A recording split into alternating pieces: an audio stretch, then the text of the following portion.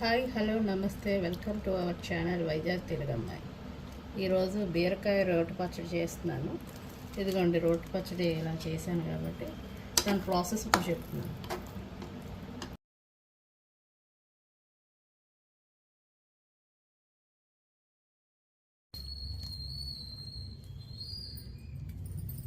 బీరకాయ టమాటా రోటి పచ్చడి దాని ప్రాసెస్. వేయవలసిన పదార్థాలు: ఫస్ట్ ఆయిల్ వేసుకొని దాంట్లోని శనగపలుకులు ఒక గుప్పెడు, జీలకర్ర, మినప్పప్పు, శనగపప్పు, ధనియాలు వేసి ఇవన్నీ చేయాలి.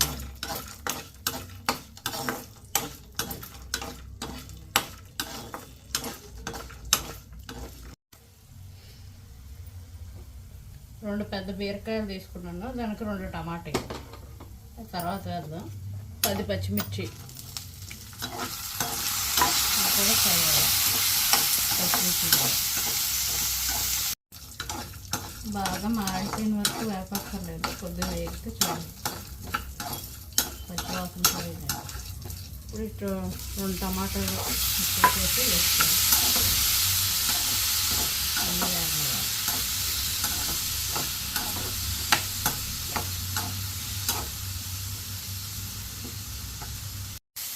చిన్న పసుపు,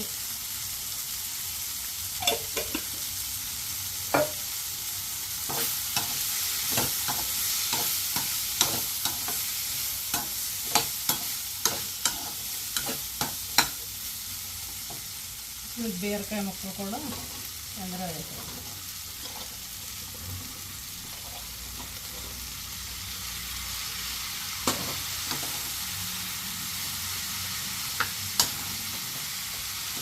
బాగా మగ్గాలి.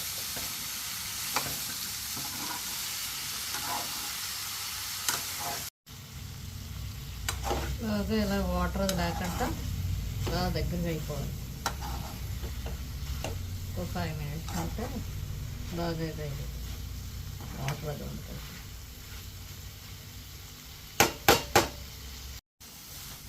వాటర్ లేకుండా దగ్గరగా అయిపోయింది. చిన్న అల్లిపాయ అంత చింతపండు, 4-5 వెల్లుల్లి రసలు, కొద్ది కల్లుప్పు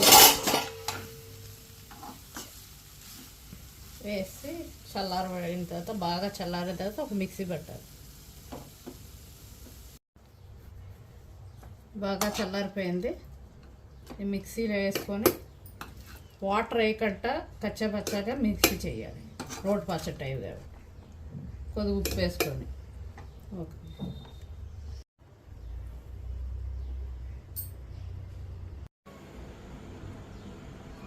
పచ్చడిగా ఎలా రుబ్బుకోవాలి. ఇప్పుడు ప్యాన్ పెట్టుకొని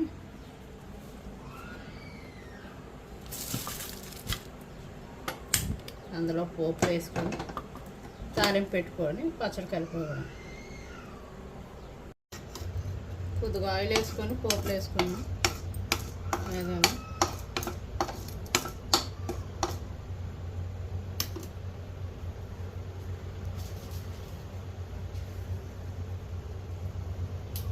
2 ఎండుమిర్చి,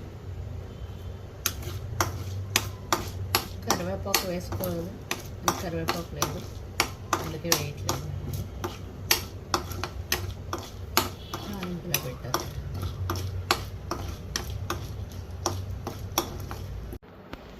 బాగా వేగిపోయింది. పొయ్యి కట్టేసి స్టవ్ పచ్చడి అంతా అందులో వేసుకొని కలిపేయాలి.